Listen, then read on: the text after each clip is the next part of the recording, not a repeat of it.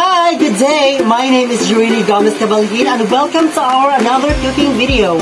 And for today's video, I'm going to show you on how we are going to cook the Peruvian Lomo Saltado from the Peruvian root word Peru.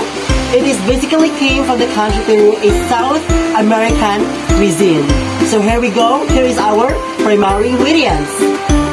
So here's our ingredients. We have here our sirloin seasoned steak. We have here our plum tomato and a shallot. We have here a chili, of course, our additional ingredients. We have here our pepper, ground pepper, a butter, and also here our, of course, the beef stock, the vegetable oil, and we have here the red wine, vinegar, and also the soy sauce. We have here also the French fries. So those are all our ingredients in cooking the Peruvian Lomo Saltado. So let's go with the process. So now let us cut first our ingredients. And now we have to cut the tomato in a thick slice.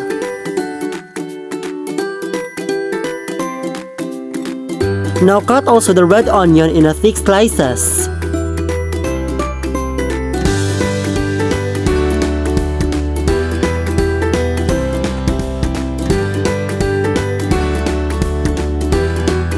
Let us heat first the wok.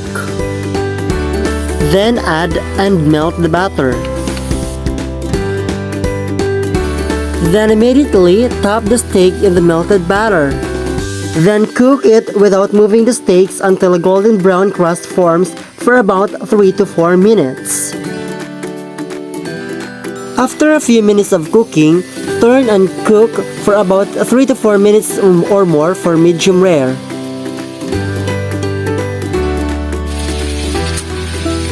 So now, let us remove our steak.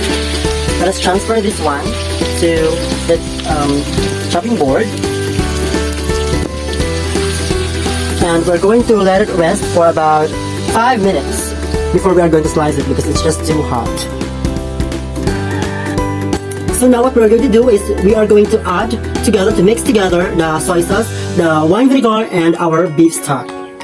So here is our red wine vinegar. We're just doing simply going to add them together, to mix them together.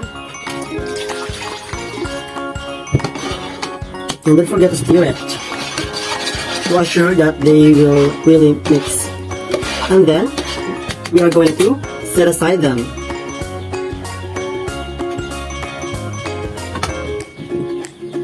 So now we are going to cook our remaining ingredients.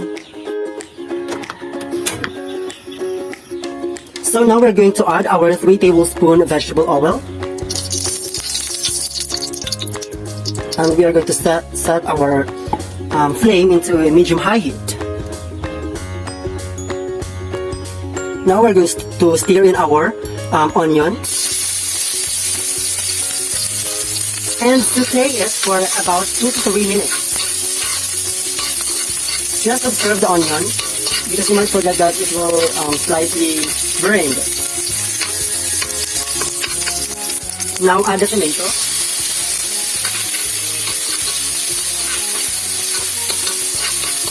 And stir in our soy sauce, red wine vinegar, and our beef stock mixture. We have to simmer it for about 2 to 3 minutes. Tomatoes should hold their shape and not become mushy.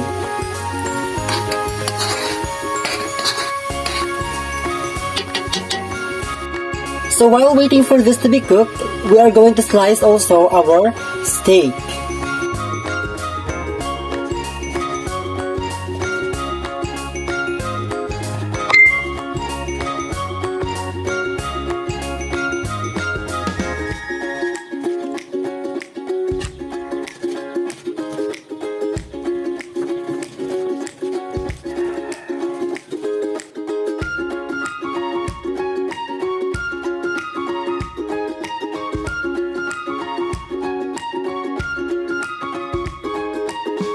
So now we are going to add our fries.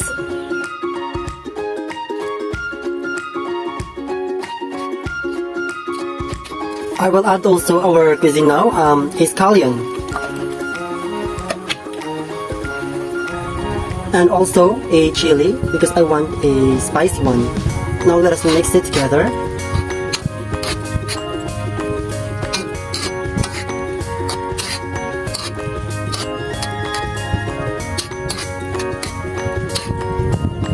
Let's turn off the heat. So now we are going to add our cooked French fries with tomatoes and a mixture of sauces to our medium rare steak.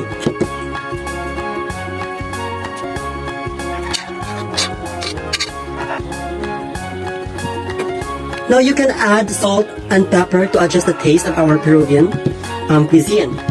And finally, we are going to do the plating and garnishing setup of our Peruvian Lomo Saltado cuisine.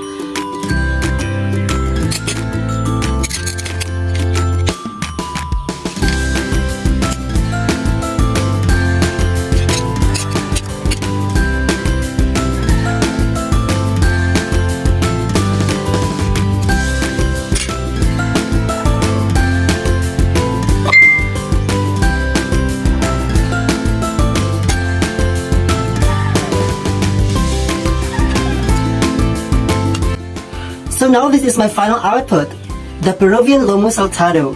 So the history of this dish, if you want to know, according to a culinary researcher, Gloria Hinostroza, that this Lomo Saltado was created during the early 19th century.